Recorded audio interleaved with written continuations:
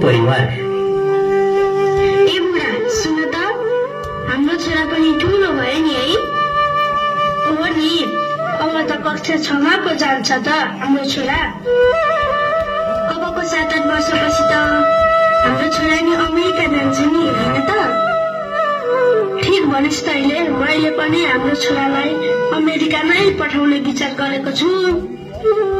तिमीले थाहा पायौ त, पल्लो घरको मटेनीको छोरीलाई त नेपालमै पढाएर जागिर खुवाउने रे। आओस्, नेपालको जागिरले के नै हुन्छ र, हाम्रो त छोरालाई अमेरिकामै पठाउनु पर्छ। आफूलाई त त्यो दिन कहिले आउँछ जस्तो भइसक्यो। चिन्ता नगर न, छिट्टै आउँछ त्यो दिन। के छिट्टै आउँछ भन्नुभएको बाबा? के हुनु नि डम्बरे, तँलाई अमेरिका पठाउने दिन भनेको नि। अमेरिका? मलाई अमेरिका पठाउने रे? वाउ, म त भोलि पर्सि अमेरिका जाने। हो बाबु, तँलाई उच्च शिक्षा हासिल गराउन अमेरिका पठाउन चाहन्छु। अमेरिकामा त धेरै पो कमाइ हुन्छ रे, हो त बाबा? त्यसैले त तँलाई अमेरिका पठाउन लागेको डम्बरे, धेरै पैसा कमाएर पाल्छस् कि भनेर। पाली जान्छु नि बाबा।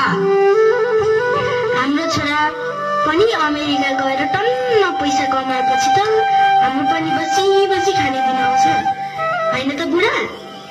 ठिक भनिस् तैले।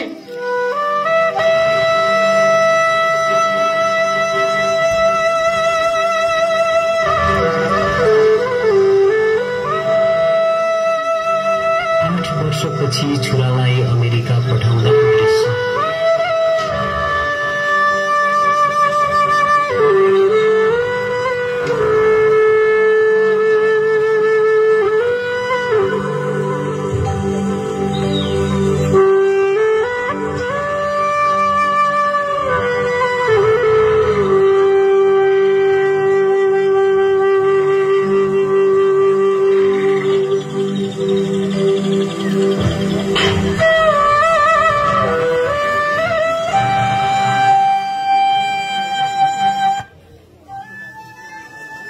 राम्रोसँग जाऊ है बाबु, अनि पुगेर फोन गर।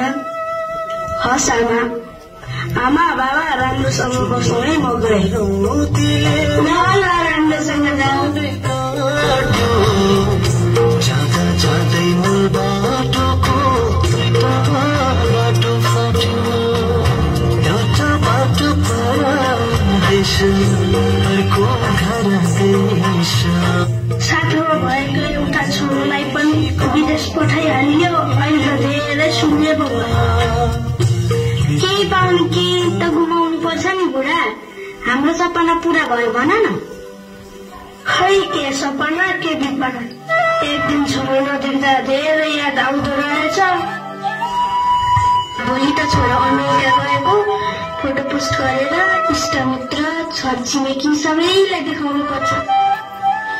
किन गर्नु पर्यो फोटो पोस्ट, नगर्दा नि हुन्छ होइन? के भनेको त्यस्तो? फोटो त पोस्ट गरिहाल्नु पर्छ नि। हाम्रो छोरो पनि अमेरिका गएको सबैले थाहा पाउन् न। आज सुदेश गर्दै मलाई त घर बस्न नि मन लागेन, म त गएँ बजारतिर। ल म पनि भान्सातिर लागेँ।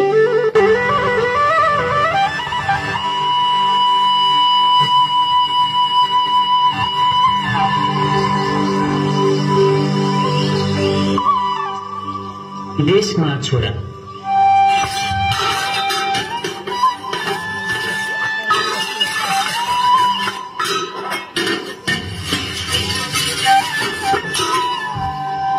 जति सोचेर आएको थिए त्यति सजिलो त कहाँ हुँदो रहेछ र विदेशमा। भने जस्तो काम पनि पाउनु कति गाह्रो, बल्ल पाएको काम पनि माझ्ने, चम्काउने र टल्काउने। अरे मेरो जिन्दगी। हो यार, म पनि त्यही सोचेर आएको, चोट्टा खान गएकी बुढी झोलमा डुबेर मरी भने जस्तो भयो। हेर न यार, घरमा ढलेको गिलाससम्म उठाएको थिएन, यहाँ भने यस्तो काम गर्नु परिरहेको छ। थुक्क कर्म। यहाँ आउन भनेपछि सबैजना मरिहत्ते गर्छन्। बन्द यहाँ पढतिर पढ, कोठामा गएर आफै खान पका, भाडा माछ, यताको मान्छेको भेदभाव, म्यानेजरको हप्काई, बाआमाको याद, धेरै पीडा हुँदो रहेछ। हो नि, यही त भोग्न आएको।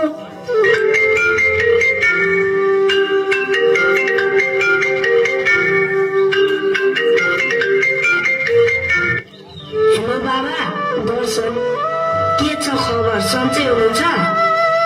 बाबु दर्शन, हामी यहाँ सन्चै छौँ। अनि मलाई कस्तो छ नि? म पनि यहाँ ठिकै छु। कामले गर्दा अलि बढी व्यस्त हुन्छु, कुराकानी गर्न पनि त्यति भ्याइँदैन। बाबु, तिमी अमेरिका गएको नि 5 वर्ष भए बितिसक्यो। तिम्रो सम्झनाले धेरै सताएको छ। बरु यसो मिलाएर घर आउँछु कि भनेको। बाबा आमाको सम्झना मलाई नि नआएको कहाँ हो र? हेर्नुहोस् न, छुट्टी मिलाउन नै धेरै गाह्रो हुँदो रहेछ। त्यही पनि मिलाएर छिट्टै आउने कोसिस गर्छु नि। खै के भन्नु, मिल्छ भने चाँडै आइज है। ल बाबा, मेरो अफिस जाने बेला नि भयो। आमालाई नि धेरै सोधेको छ भनिदिनु। फोन राखेँ है मैले। ल बाबु, ल, आफ्नो ख्याल राखेस्।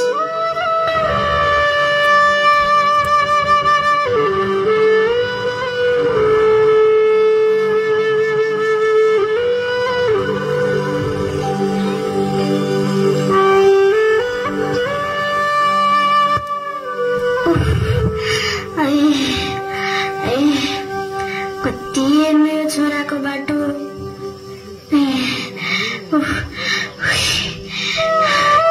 आज आउला छैन, भोलि आउला छैन, आँखा पनि टट्टाइसक्यो। खोकीले पनि कहिले छाडेन।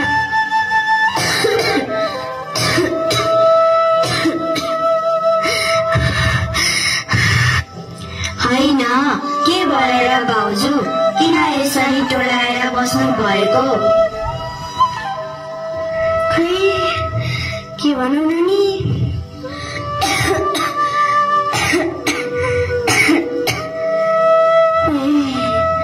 छोरालाई विदेश पठाएर ठुलो भुल गरिएछ।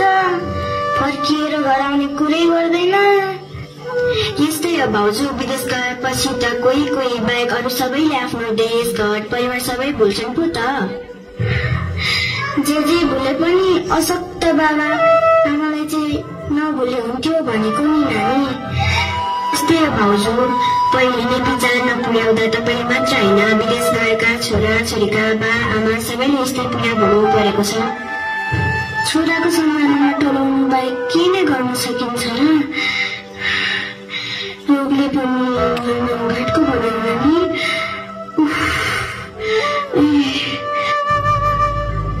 यस्तै हो भाउजू, यो सबै नियतिको खेल हो भनेर चित्त बुझाउनै पर्छ। चित्त त बुझाएकै छु नि नानी, तर के गर्ने? यो अवस्थामा तातो पानी तताएर दिने पनि कोही छैन।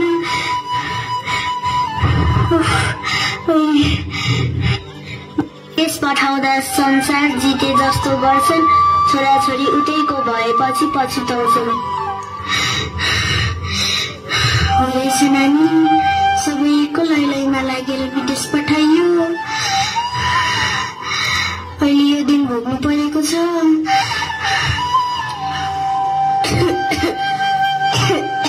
त्यतिखेर चाहिँ छोरा विदेश पठायो भन्दा फुलफुल पढ्दै हिँडेको थियो भन्न चाह पायो। के सोचेकी नानी?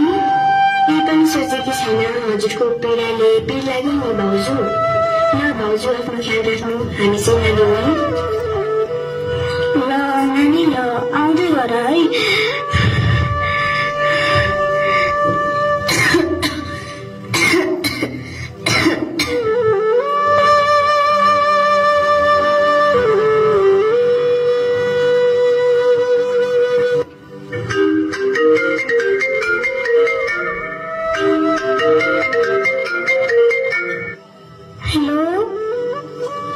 हेलो आमा दर्शन, भाग्य मान्नुहोस् बाबु।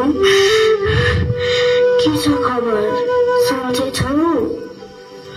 आमा म त सन्चै छु अनि तपाईलाई कस्तो छ स्वर पनि मधुरो सुन्छु सन्चै छैन कि क्या हो बाबु मम्मी चेपिरहेको छ आज झन् धेरै गाह्रो भएको छ तिम्रो बाबु पनि तिम्रो सम्झना गर्दै गर्दै बित्नु भएको पनि यत्रो समय बितिसक्यो अब म पनि तिम्रो बाटो कहिलेसम्म हेरौँ मलाई पनि तपाईको यादमा आएको त कहाँ हो र घर किनेको ऋण तिर्नु अलिकति बाँकी छ अबको 2-4 महिनामा आइजान्छु नि आमा यसो भन्दा भन्दै 10-12 वर्ष टाढिसक्यो नेपाल आउँछु भनेर कहिलेसम्म ढाँट्छौ मन त बाबु होइन आमा घर किनेको पनि त ऋण तिर्नु पर्यो तिमीले अरूको मुलुकमा किनेको घर कमाएको पैसा खै हामीलाई के नै काम लागेर